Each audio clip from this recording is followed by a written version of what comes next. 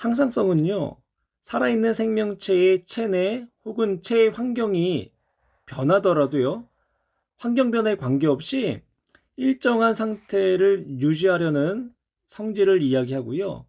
내분비계, 즉 호르몬계와 신경계에 의해서 체온, 혈당량, 삼투압 등을 조절하고요. 항상성의 최고 명령관자, 즉 최고 조절 중추는 간내의 시상하부가 돼요.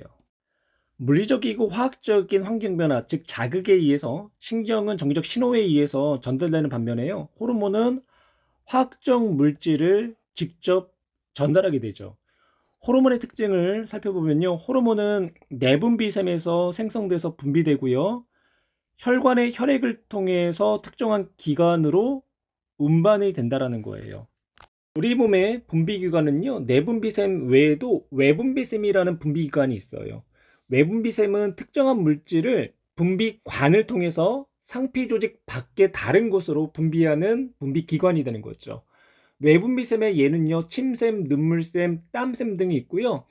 침은 침을 분비하는 특정한 분비관을 통해서만 분비가 돼요. 땀의 경우도요, 땀을 분비하는 특정한 분비관을 통해서 분비를 한다는 거죠. 반면에 내분비샘은요, 특정한 분비관이 따로 정해져 있지 않아요.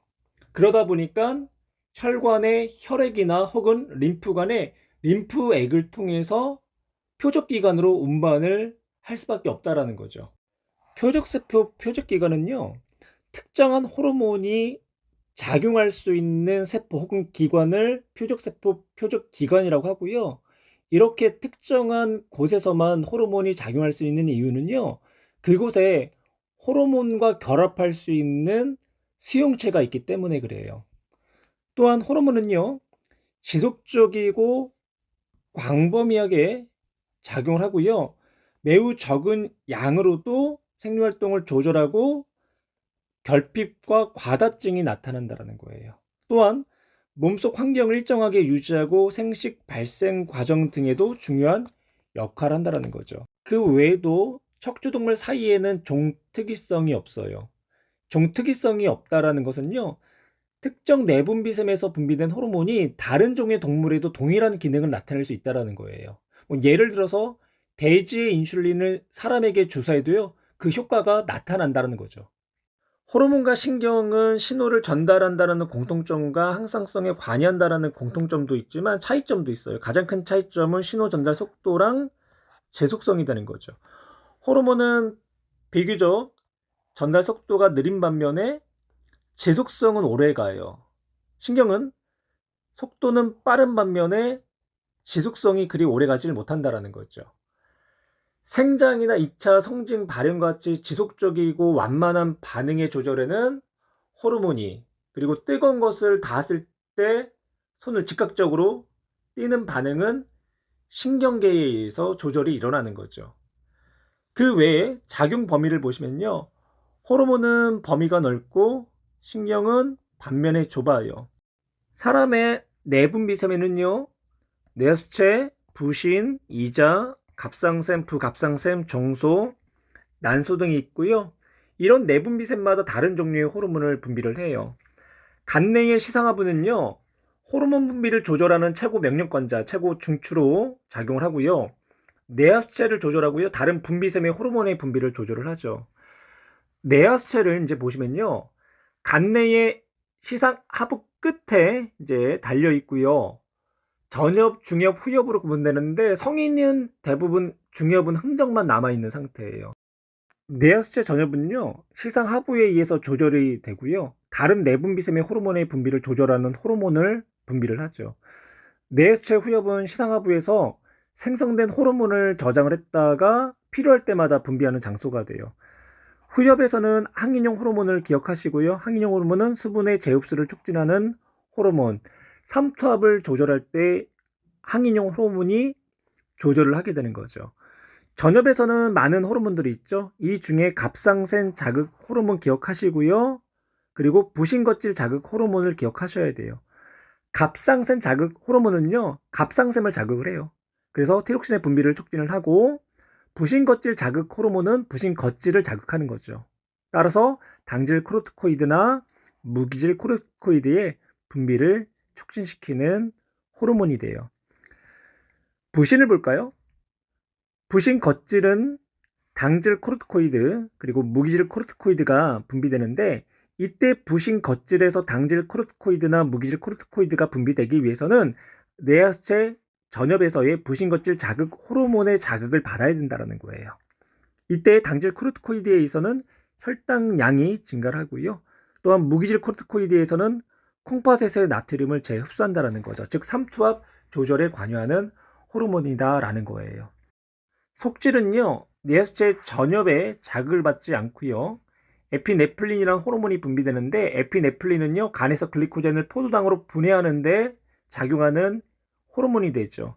이에 따라서 혈당량을 증가시키고요. 또한 에피네프린은 심장박동을 촉진하는 호르몬이 돼요. 부신의 위치를 보면요, 부신은 콩팥 양 끝에 윗부분을 덮고 있지요.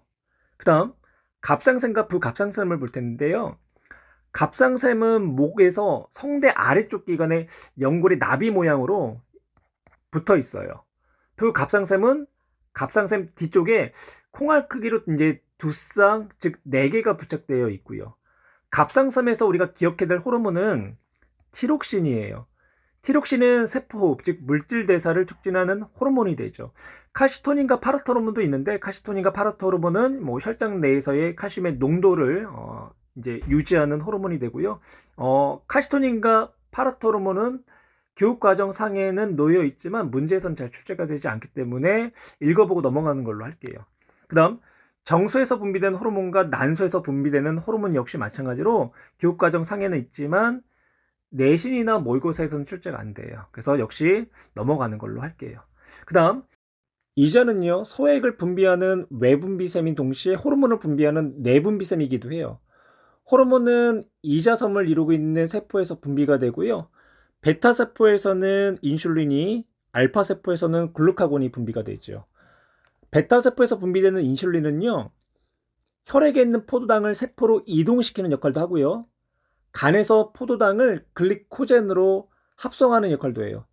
그에 따라서 혈당량을 감소시키는 거죠. 반면에 글루카곤은요, 간에 저장된 글리코젠을 포도당으로 분해하는 과정을 촉진하고요. 또한 분해된 포도당을 혈액으로 방출하는 역할도 하죠. 따라서 혈당량을 증가시키는 호르몬이 돼요. 호르몬 분비 이상 내분비계 질환 몇 가지에 대해서 살펴볼게요. 첫 번째는 티록신이 과다할 때는 갑상샘 기능 항징증이라고 하고요. 항징이라는 거는 세력이 높아진다는 뜻을 갖고 있어요. 그래서 증상은 체내 물질 대사가 항징돼서 체온 상승이 일어나고요. 맥박수가 크게 증가하고 체중이 감소하고, 그리고 쉽게 피로를 느끼고요. 안구가 돌출되는 그런 현상이 나타나요. 반면에 결핍됐을 때는요, 갑상샘 기능 저하증, 물질 대사 저하로 취를 잘 느끼고요. 체중이 증가하는 증상이 나타나죠. 생장 호르몬이 과다할 때는 거인증 혹은 말단 비대증이 나타나고요. 거인증 같은 경우는 키가 비정상적으로 많이 자라는 경우고, 말단 비대증 같은 경우는 성장이 끝난 후에도요, 말단, 즉 얼굴, 손, 발 등이요, 커지는 증상을 나타내는 거죠. 항이용 호르몬의 결핍증이 있는데요. 항이용 호르몬의 결핍증, 그러니까 콩팥에서의 오줌의 재흡수가 원활하게 일어나지 않기 때문에 묽은 다량의 오줌을 배설함으로써요, 탈수 증세가 나타나는 증상을 보여요. 인슐린 결핍, 당뇨병이 되는 거죠. 혈당량이 높아 오줌의 다량의 포도당이 빠져나오고요. 그래서 갈증을 자주 느끼고 물을 자주 마시게 돼요. 또 그런 만큼 오줌이 자주 마렵고요. 또 식욕을 많이 느끼게 되죠. 우리 몸은 내분비계와 신경계의 작용으로 환경 변화에 관계없이 체내 상태를 일정하게 유지하려는 항상성이 되는 거죠. 1번 항상성, 2번 호르몬에 대한 설명이고요. 1번 표적세포 또는 표적기관에만 작용한다. 예, 옳은 내용이 있죠. 특정한 호르몬은 특정한 호르몬의 수용체가 있는 표적세포 혹은 표적기관에서만 작용을 하게 되는 거고요. 2번 외분비샘에서 생성된 분비관을 따라 조직으로 이동한다. 호르몬은 내분비샘에서 생성되고 혈관의 혈액을 통해서 이동하죠. 2번은 옳지 않은 내용. 3번 매우 적은 양으로 생리작용을 조절하여 우리 몸에서 일정한 농도로 존재를 한다. 옳은 내용이 되는 거고요. 호르몬은 매우 적은 양으로 생리를 조절하고 결핍증과 또한 과다증을 나타내요. 3번 신경과 호르몬을 비교한 것. 신호 전달 속도. 신경은 빠르죠. 반면에 호르몬은 느리고요. 그리고 효과의 지속성은 신경은 빨리 사라지고 호르몬은 지속된다. 적용 범위. 신경 좁고 호르몬은 넓고요. 내분비생과 호르몬에 대한 설명. 호르몬 분비 조절 중추는 시상하부다. 시상하부가 호르몬 분비 조절의 최고 중추가 되는 거죠. 옳은 내용이 되는 거고요. 옥시토신은 사람의 2차 성징 발현에 관여한다. 옥시토신은요, 뇌하수체 후엽에서 분비되는 작은 수축 호르몬, 즉 분만 시 작은 수축을 촉진하는 호르몬이 되는 거고요. 2차 성징 발현에 관련된 호르몬은요, 여성의 2차 성징 발현은 난소에서 분비되는 에스트로겐이 되고요. 남성의 2차 성징 발현은요, 정수에서 분비되는 테스토스테론이 돼요. 옳지 않은 내용. 이자와 부신 속질에서 모두 혈당량을 증가시키는 호르몬이 분비가 된다. 이자에서 분비되는 글루카곤 그리고 부신 속질에서 분비되는 에피네프린은요, 모두 혈당량을 증가시키는 호르몬이 되죠. 따라서 옳은 내용이 되는 거고요. 내분비샘과 강내분비샘에서 분비되는 호르몬을 연결하시오. 이자에서는 인슐린과 글루카곤이 분비되죠. 그래서 1번은 기억이 되는 거고요. 갑상샘에서는요, 칼시토닌과 티록신. 2번은 니은. 부신 속질에서는요, 에피네프린이 분비되죠. 따라서 3번은 리을이 되는 거고, 뇌하수체 전엽에서는 참 많은 호르몬이 분비되죠. 생장 호르몬, 갑상선 자극 호르몬, 부신 겉질 자극 호르몬, 그 외에도 여포 자극 호르몬, 항체 형성 호르몬, 적분비 자극 호르몬이 분비가 되고요. 따라서 4번은 디귿. 5번 뇌하수체 후엽은요, 두 가지 호르몬이 있었죠. 항인형 호르몬하고 작은 숙축 호르몬이라는 옥시토신. 따라서 5번은 미음이 되는 거고요. 6번 호르몬의 분비 이상으로 발생하는 질환에 대한 설명. 거인증은 몸의 생장을 촉진하는 생장 호르몬이 되겠죠. 생장 호르몬이 과다하게 분비되어 나타나는 질환이고요. 소인증은 또 반면에 생장 호르몬이 결핍된 질환이 되겠죠. 항상성 유지 원리는요, 음성 피드백과 기량 작용에 의해서 항상성이 유지가 되고요. 피드백이라는 단어는요, 어떤 변화가 일어났을 때 원인에 의해 결과가 나타나고 그 결과가 다시 원인에 영향을 미치는 현상을 피드백이다라고 해요. 피드백에는 양성 피드백과 음성 피드백이 있는데, 호르몬의 분비는요, 대부분 음성 피드백 조절에 의해서 일어나죠. 음성 피드백은요, 결과가 원인을 억제하는 방향으로 작용하고요. 최종 분비되는 호르몬의 양이 많으면 시상하부나 뇌하수체 같은 조절기관이 기능을 억제하는 조절 방식이 돼요. 온도 조절기가 실내 온도를 일정하게 유지하는 원리로 한번 살펴볼까요? 냉방기의 온도 조절기는 설정해 놓은 온도에 맞추어 실내 온도를 일정하게 유지한다. 항상성에 대한 이야기가 되겠죠? 실내 온도가 설정 온도보다 높아지거나 혹은 낮아지면 변화된 온도가 냉방기의 온도 조절기에 영향을 주고, 온도 조절기의 냉방기의 작동을 조절하여 실내 온도를 설정 온도에 맞춰준다. 온도가 높을 때는 온도를 낮춰준 역할을, 낮춰주게 되면 다시 온도를 높여주는, 이렇게 결과에 따라서 억제하는 방향으로 작용을 한다는 거죠. 갑상샘에서 티록신 분비에 따른 음성 피드백 조절을 살펴볼 텐데요. 갑상샘에서 티록신의 분비가 촉진이 되어야 할 때 시상하부에서 갑상샘 자극 방출 호르몬, 즉 TRH를 분비하게 되고요. 이 TRH가 뇌하수체 전엽을 자극하게 되면 뇌하수체 전엽에서는요, 갑상샘 자극 호르몬, 즉 TSH를 갑상샘에 분비하게 되고, 갑상샘이 TSH의 호르몬의 자극에 의해서 티록신을 분비하게 돼요. 이때 분비된 티록신에 의해서 혈중 티록신의 농도가 높아지게 되면 음성 피드백 조절이 일어나고요. 그에 따라서 시상하부와 뇌수의 전엽에서 분비되는 TRH와 TSH의 분비를 억제시키는 거죠. 그러면 티록신의 분비량은 이렇게 음성 피드백 조절에 의해서 혈액 속의 농도가 일정하게 유지가 되는 거고요. 항상성 유지 두 번째 원리인 기량작용은요, 하나의 기관에 서로 반대되는 두 가지 요인이 함께 작용할 때 한 요인이 기능이 촉진을 하는 반면에 다른 요인은요, 기능이 억제가 되는 거죠.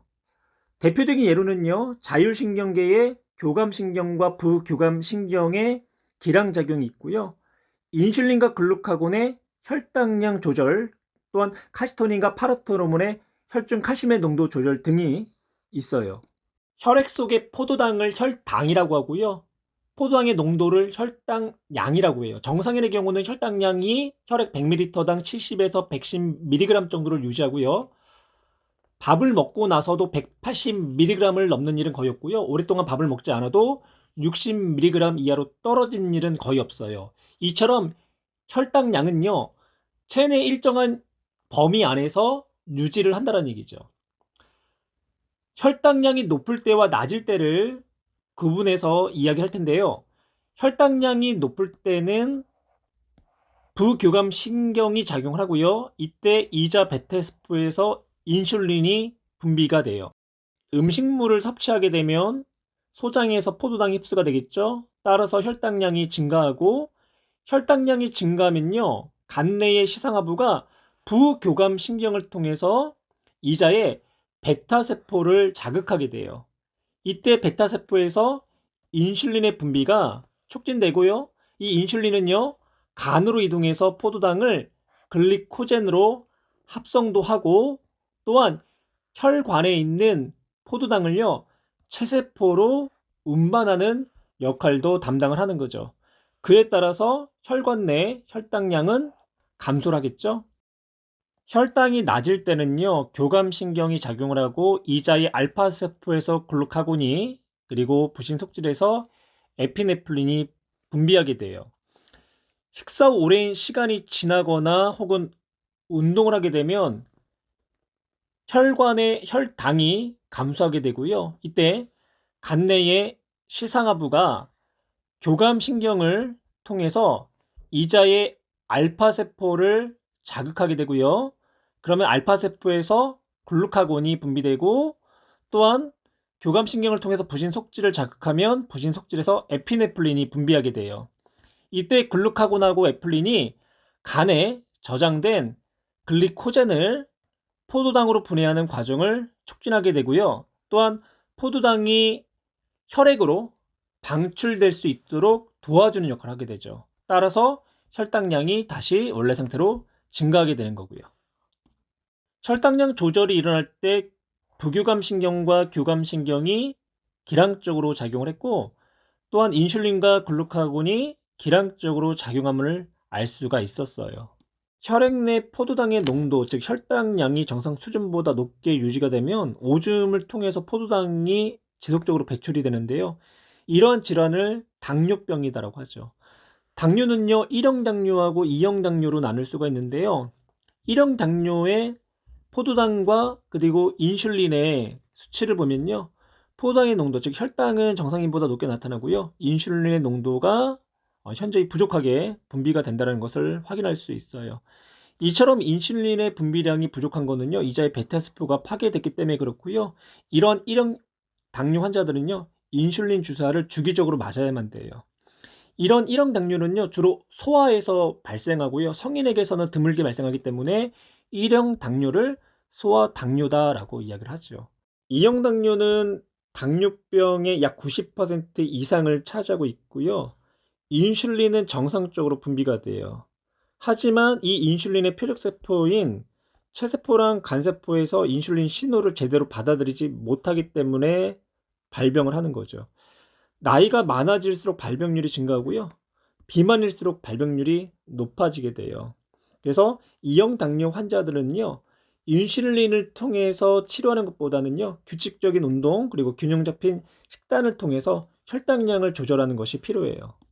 어떤 일의 원인으로 작용하여 나타난 결과가 원인을 다시 억제하는 조절 원리를 음성 피드백이라고 하고요.